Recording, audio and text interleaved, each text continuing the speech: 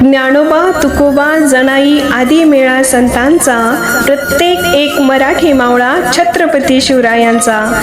भाषेचा गोडवा साखरे होणी फार, मऊ मखमली असली तरी शब्दांना तिच्या धार. वळवावी तशी वळते, सहज सगळ्यांना कळते, भाषेची आमच्या श्रीमंती अपरंपार. लाभले भाग्य आम्हास बोलतो मराठी, जागतिक मराठी राजभाषा दिनाच्या हार्दिक शुभेच्छा.